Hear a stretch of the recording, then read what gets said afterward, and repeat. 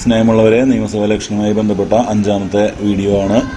തൊട്ട് മുമ്പുള്ള വീഡിയോയിൽ നമ്മൾ ഇലക്ഷനുമായി ബന്ധപ്പെട്ട 3 പ്രധാന ഫോമുകൾ അല്ലെങ്കിൽ രേഖകളെ പറ്റിയിട്ടാണ് നമ്മൾ പറഞ്ഞത്. 17A, 17B, 17C. അതേപോലെ തന്നെ ഏറ്റവും പ്രധാനപ്പെട്ട 4 ഇലക്ഷൻ ഫോമുകളെ പറ്റിയിട്ടാണ് നമ്മൾ ഇന്ന് പറയുന്നത്. Presiding officers declarations, presiding officers diary, report, അതുപോലെ തന്നെ അഡീഷണൽ റിപ്പോർട്ട്. ഈ 4 ഫോമുകളും നമുക്ക് നേരിട്ട് റിട്ടേണിംഗ് ഓഫീസർക്ക് കൊടുക്കാനുള്ള രേഖകളാണ്. അപ്പോൾ നമുക്ക് ഓരോന്നായിട്ട് നോക്കാം. ആദ്യമായിട്ട് നമ്മൾ നോക്കുന്നത് പ്രിസൈഡിംഗ് ഓഫീസേഴ്സ് ഡിക്ലറേഷൻസ് എന്ന് പറയുന്ന ഒരു ഫോമാണ്. ആക്ച്വലി ഇതിൽ 4 പാർട്ടാണുള്ളത്. അതിൽ ആദ്യത്തെ part presiding officer actual poll തുടങ്ങുന്നതിന് മുമ്പ് നടത്തുന്ന ഡിക്ലറേഷനാണ്. നമ്മുടെ പോളിംഗ് ഉദ്യോഗസ്ഥരുടെയും പോളിംഗ് ഏജന്റുമാരുടെയൊക്കെ മുമ്പിൽ വെച്ച് നടത്തുന്ന ഡിക്ലറേഷനാണ്.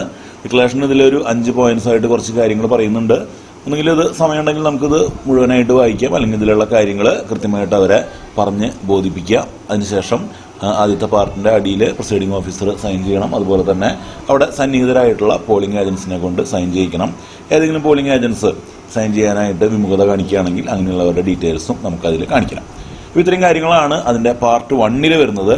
അതിൽ പാർട്ട് 2 നമ്മൾ ഉപയോഗിക്കേണ്ടത് നമ്മുടെ പ്രോസസ്സ് നടക്കുന്നതിനിടയിൽ എപ്പോഴെങ്കിലും നമുക്ക് മെഷീൻസ് മാറ്റേണ്ടി വരാണെങ്കിലാണ് നമ്മൾ ഈ ഒരു പാർട്ട് 2 ഡിക്ലറേഷൻ നമ്മൾ ചെയ്യുന്നത്. അപ്പോൾ അതിലും ഇതുപോലെ തന്നെയാണ് പ്രോസസ്സ്. പോളിംഗ് അവസാനിക്കുന്ന സമയത്ത് ആണ് പാർട്ട് 3 വരുന്നത്. നമ്മൾ എല്ലാ കാര്യങ്ങളും പോളിംഗ് ഏജൻസിനെ ബോധ്യപ്പെടുത്തുന്നു, പോളിംഗ് അവസാനിച്ചതായിട്ട് അവരോട് പറയുന്നു. അതിലും ഇതുപോലെ അവരെ കൊണ്ട് സൈൻ ചെയ്യിക്കണം. അതിനുശേഷം നമ്മളെല്ലാം സീലിംഗ് എല്ലാം നടത്തിയതിന് ശേഷം നമ്മൾ 4ാമത് ഒരു ഡിക്ലറേഷനും കൂടി ഈ ഇലക്ഷന് നടത്തേണ്ടതായിട്ടുണ്ട്. അതിലും ഈ പറഞ്ഞ പോലെ തന്നെ പ്രിസൈഡിംഗ് ഓഫീസറും ഏജൻസും സൈൻ ചെയ്യേണ്ടതായിട്ടുണ്ട്. ഇതാണ് നമ്മുടെ 4 ഡിക്ലറേഷൻസ്. ഇതിൽ 2ാമത്തെ സാധാരണ രീതിയിൽ നമുക്ക് ആവശ്യം വരില്ല. അങ്ങനെ മിഷൻ മാറ്റുന്ന ഒരു സന്ദർഭം നമുക്ക് വരാതിരിക്കട്ടെ. ബാക്കി എല്ലാ ഡിക്ലറേഷൻസും നമ്മൾ അതിൻ്റേതായിട്ടുള്ള സമയത്ത് കൃത്യമായിട്ട് നടത്തിയിട്ട് ഏജൻസിനെ കൊണ്ട് സൈൻ ചെയ്ത് വെക്കേണ്ടതാണ്. അടുത്തതായിട്ട് നമ്മൾ പറയുന്നത് ഇലക്ഷനുമായി ബന്ധപ്പെട്ട ഏറ്റവും പ്രധാനപ്പെട്ട രേഖയാണ് presiding officers diary. Presiding officers diary എന്ന് പറയുന്നത് ഒരു ബൈൻഡ് ചെയ്തൊരു ബുക്കാണോ എന്ന് വലിയൊരു സംശയമുണ്ട്. ഇതും ഒരു 4 പേജുള്ള ഒരു ഫോമാണ് presiding officers diary. Election commission പരിശോധിക്കുന്ന വളരെ പ്രധാനപ്പെട്ട ഒരു ഇലക്ഷൻ രേഖയാണ് പ്രിസൈഡിംഗ് ഓഫീസേഴ്സ് ഡയറി. അപ്പോൾ ഇതിൻ്റെ ഓരോ ഭാഗങ്ങൾ നമുക്ക് പരിശോധിക്കാം. ആദ്യത്തെ ഭാഗങ്ങളിൽ name of constituency, date of poll, നമ്മുടെ പോളിംഗ് സ്റ്റേഷൻ്റെ നമ്പർ, അതുപോലെ തന്നെ പേര്, ലൊക്കേറ്റ് ചെയ്തിരിക്കുന്ന ആ ബിൽഡിങ്ങിനെ പറ്റിയിട്ടുള്ള ഡീറ്റെയിൽസ് ആണ്. അതുപോലെ തന്നെ പോളിംഗ് ഓഫീസേഴ്സ് റിക്രൂട്ടഡ് ലോക്കലി. ഇതൊന്നും സാധാരണ രീതിയിൽ വരാത്തതാണ്. നമുക്ക് എന്തെങ്കിലും കാരണവശാൽ പെട്ടെന്ന് ഒരാൾ വരാതിരിക്കുകയോ അല്ലെങ്കിൽ ഒരാൾക്ക് മാറേണ്ട സാഹചര്യം വരാണെങ്കിൽ ലോക്കലായിട്ട് പോളിംഗ് ഓഫീസേഴ്സിനെ അപ്പോയിൻറ്റ് ചെയ്യാനായിട്ട് പ്രിസൈഡിംഗ് ഓഫീസേഴ്സിന് അധികാരമുണ്ട്. പക്ഷേ അതൊന്നും സെക്ടറൽ ഓഫീസറെ അറിയിച്ച് അവിടെ റിസർവിലുള്ള ആളുകളില്ലെങ്കിൽ മാത്രമാണ് നമുക്കത് ചെയ്യാനായിട്ട് പാടുള്ളൂ. അപ്പോൾ അങ്ങനെ ആരെങ്കിലും അപ്പോയിൻറ്റ് ചെയ്തിട്ടുണ്ടെങ്കിൽ അതിൻ്റെ നമ്പറാണ് നമ്മളവിടെ കൊടുക്കേണ്ടത്. അടുത്ത ഭാഗത്തിൽ നമ്മൾ ഇലക്ട്രോണിക് വോട്ടിംഗ് മെഷീനെ പറ്റിയിട്ടുള്ള കാര്യങ്ങളാണ് പറയുന്നത്. സാധാരണ രീതിയിൽ number of control units used 1 ആണ്. നമുക്ക് എന്തെങ്കിലും കാരണവശാൽ കൺട്രോൾ യൂണിറ്റ്സ് മാറ്റുകയാണെങ്കിലാണ് നമ്മൾ അവിടെ 2 അല്ലെങ്കിൽ വേറെ നമ്പേഴ്സ് വരുന്നുള്ളൂ. നമ്മുടെ സീരിയൽ നമ്പറാണ്, കൺട്രോൾ യൂണിറ്റിൻ്റെ സീരിയൽ നമ്പറാണ് നമ്മൾ എഴുതേണ്ടത്. അതുപോലെ തന്നെ നമ്പർ ഓഫ് വാലൻറ്റി യൂണിറ്റ്സും ഇവിടെ നമ്മൾ 1 ആണ് ഉപയോഗിക്കുന്നത് ഈ ഇലക്ഷനിൽ. അതിൻ്റെ സീരിയൽ നമ്പറാണ് ഇവിടെ എഴുതേണ്ടത്. Number of paper seals used എന്നുള്ള കോളത്തിൽ നമ്മൾ ഗ്രീൻ പേപ്പർ സീലിൻ്റെ ഡീറ്റെയിൽസ് ആണ് കൊടുക്കേണ്ടത്. ഒരെണ്ണമാണ് നമ്മൾ ഉപയോഗിച്ചിട്ടുള്ളത്, അതിൻ്റെ സീരിയൽ നമ്പർ എഴുതണം. അതുപോലെ തന്നെ സ്പെഷ്യൽ ടാഗ് എത്ര എണ്ണം സപ്ലൈ ചെയ്തു, അതിൻ്റെ സീരിയൽ നമ്പേഴ്സ്, ഉപയോഗിച്ചതിൻ്റെ എണ്ണം, അതിൻ്റെ സീരിയൽ നമ്പർ, നമ്മൾ തിരിച്ചു കൊടുക്കുന്നതിൻ്റെ സീരിയൽ നമ്പേഴ്സ്, ഇത്തരം കാര്യങ്ങളാണ് വേണ്ടത്. അതുപോലെ തന്നെ സ്ട്രിപ്പ് സീലിൻ്റെ ഡീറ്റെയിൽസ്, എത്ര എണ്ണം തന്നു, നമുക്ക് തന്നതിൻ്റെ സീരിയൽ നമ്പേഴ്സ്, അതുപോലെ തന്നെ എത്ര എണ്ണം ഉപയോഗിച്ചു, ആ ഉപയോഗിച്ചതിൻ്റെ സീരിയൽ നമ്പർ, അത് തിരിച്ചു കൊടുക്കുന്നതിൻ്റെ സീരിയൽ നമ്പേഴ്സ്. അപ്പോൾ ഈ കാര്യങ്ങളൊക്കെയാണ് ആ ഭാഗങ്ങളിൽ വരുന്നത്. അതുപോലെ തന്നെ VVPAT മെഷീൻ നമുക്ക് ഈ ഇലക്ഷനിലുണ്ട്. നമ്മൾ VVPATനെ പറ്റിയിട്ട് വിശദമായിട്ടുള്ളൊരു വീഡിയോ നമ്മൾ ചെയ്തിട്ടുണ്ട്. അതിനെ പറ്റിയിട്ട് അറിയണമെന്നുള്ളവർക്ക് അത് കാണാവുന്നതാണ്. അപ്പോൾ അതിൽ കൺട്രോൾ യൂണിറ്റ് ചോദിച്ച പോലെ തന്നെ നമ്പർ ഓഫ് പ്രിൻറ്റേഴ്സ് യൂസ്ഡ് 1, അതിൻ്റെ സീരിയൽ നമ്പർ, ഇത്തരം കാര്യങ്ങളാണ് നമ്മളവിടെ എഴുതേണ്ടത്. ഇനി പോളിംഗ് ഏജൻസിനെ എത്ര പേര് അപ്പോയിൻറ്റ് ചെയ്ത കാൻഡിഡേറ്റ്സ്, അവരുടെ എണ്ണമാണ് എഴുതേണ്ടത്. ഇപ്പോൾ 9 കാൻഡിഡേറ്റ്സിൽ ചിലപ്പോൾ 2-3 കാൻഡിഡേറ്റ്സ് ഒക്കെയാണ് പോളിംഗ് ഏജൻസിനെ നമുക്ക് പോളിംഗ് ബൂത്തിൽ അപ്പോയിൻറ്റ് ചെയ്തിട്ടുണ്ടാവുള്ളൂ. അപ്പോൾ ആ നമ്പറാണ് നമ്മളിവിടെ എഴുതേണ്ടത്. പോളിംഗ് തുടങ്ങുന്ന സമയത്ത് എത്ര പോളിംഗ് ഏജൻസ് ഉണ്ടായിരുന്നു, ആരെങ്കിലും ലേറ്റായിട്ട് വന്നോ, അതുപോലെ തന്നെ ക്ലോസ് ചെയ്യുന്ന സമയത്ത് എത്ര പേരുണ്ടായിരുന്നു. അപ്പോൾ ഇതൊക്കെ നമുക്ക് ആ ഡിക്ലറേഷനിൽ നിന്ന് കിട്ടും. തുടങ്ങുന്ന സമയത്ത് നടത്തുന്ന ഡിക്ലറേഷൻ അത് നോക്കിക്കഴിഞ്ഞിട്ടുണ്ടെങ്കിൽ എത്ര പേരുണ്ടായിരുന്നു എന്നറിയും. അവസാന സമയത്ത് ഡിക്ലറേഷൻ നോക്കിക്കഴിഞ്ഞാൽ എത്ര പേരുണ്ടായിരുന്നു നമുക്ക് അറിയാനായിട്ട് സാധിക്കും. അടുത്ത ചോദ്യം വോട്ടേഴ്സിനെ സംബന്ധിച്ചിട്ടുള്ളതാണ്. എത്ര വോട്ടേഴ്സിനെയാണ് അസൈൻ ചെയ്തിട്ടുള്ളത്? നമ്മുടെ മാർക്കഡ് കോപ്പിയുടെ ഫ്രണ്ട് പേജിൽ അതുണ്ടായിരിക്കും. നമ്മുടെ ബൂത്തിൽ ഇന്ന ദിവസം വോട്ട് ചെയ്ത ആളുകളുടെ എണ്ണമാണ് രണ്ടാമതായിട്ട് ചോദിക്കുന്നത്. അത് മാർക്കഡ് കോപ്പി പ്രകാരം വോട്ട് ചെയ്തവരുടെ എണ്ണമാണ് രണ്ടാമതായിട്ട് ചോദിക്കുന്നത്. ഇനി നമ്മുടെ 17A രജിസ്റ്റർ പ്രകാരം വോട്ട് ചെയ്ത ആളുകളുടെ എണ്ണമാണ് ചോദിക്കുന്നത്. വോട്ടിംഗ് മെഷീനിലത്തെ എണ്ണമാണ് നാലാമതായിട്ട് ചോദിക്കുന്നത്. വോട്ട് ചെയ്യാൻ വിമുഖത കാണിച്ചവരുടെ എണ്ണമാണ് അഞ്ചാമതായിട്ട് ചോദിക്കുന്നത്. അപ്പോൾ ഇത്രയും നമ്പറുകൾ നമുക്ക് 17A അല്ലെങ്കിൽ അവർ പറഞ്ഞിട്ടുള്ള ഫോമുകളിൽ നിന്ന് നമുക്ക് കൃത്യമായിട്ട് ലഭിക്കും.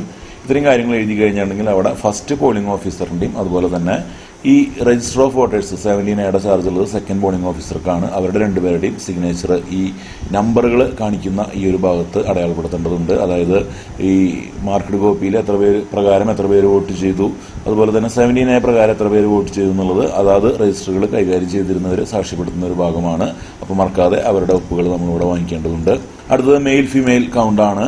എത്ര പേര് മെയിൽ വോട്ട് ചെയ്തു, ഫിമെയിൽ എത്ര, തേർഡ് ജെൻഡർ എത്ര, അങ്ങനെ ടോട്ടൽ എത്ര പേര് വോട്ട് ചെയ്തു എന്നുള്ളതാണ്. ഈ ഒരു സംഭവം നമുക്ക് ലഭിക്കുന്നതിന് വേണ്ടിയിട്ട് നമ്മൾ 1 മുതൽ 1000 വരെയുള്ള നമ്പേഴ്സ് പ്രിൻ്റ് ചെയ്തിട്ടുള്ള ഒരു പേപ്പർ വെച്ചിട്ടൊക്കെയാണ് നമ്മളത് കൗണ്ട് ചെയ്യാറ്. അപ്പോൾ അതിൽ നിന്ന് നമുക്ക് ഇത് എടുക്കാവുന്നതാണ്. ചാലഞ്ചഡ് വോട്ടിൻ്റെ എന്തെങ്കിലും കാര്യങ്ങൾ ഉണ്ടാവുകയാണെങ്കിൽ അതിനെ പറ്റിയിട്ടുള്ള വിവരങ്ങളാണ് 12ാമത്തെ ചോദ്യത്തിൽ ചോദിച്ചിട്ടുള്ളത്. നമുക്ക് ഈ ഇലക്ഷനിൽ വരാൻ സാധ്യതയില്ലാത്ത ഒന്നാണ് ഇലക്ഷൻ ഡ്യൂട്ടി സർട്ടിഫിക്കറ്റ്. ഇനി എന്തെങ്കിലും കാരണവശാൽ അങ്ങനെ വരാണെങ്കിൽ എത്ര പേര് EDC വെച്ചിട്ട് വോട്ട് ചെയ്തതെന്നാണ് ഇവിടെ കാണിക്കുന്നത്. അതുപോലെ തന്നെ number of overseas electors who voted, ഇതിനെ പറ്റിയിട്ട് നമുക്ക് നിർദ്ദേശമൊന്നും ലഭിച്ചിട്ടില്ല. അപ്പോൾ മിക്കവാറും അത് 0 ആവാൻ തന്നെയാണ് സാധ്യത. കമ്പാനിയൻസിൻ്റെ സഹായത്തോടെ വോട്ട് ചെയ്തവരുടെ എണ്ണമാണ് ഇവിടെ ചോദിച്ചിരിക്കുന്നത്. നമ്മളതിന് കറസ്പോണ്ടിങ് ആയിട്ടുള്ള 14A ഫോം ഉപയോഗിച്ച് എത്ര പേര് വോട്ട് ചെയ്തിട്ടുണ്ടെങ്കിൽ ആ ഡീറ്റെയിൽസാണ് ഇവിടെ കൊടുക്കേണ്ടത്.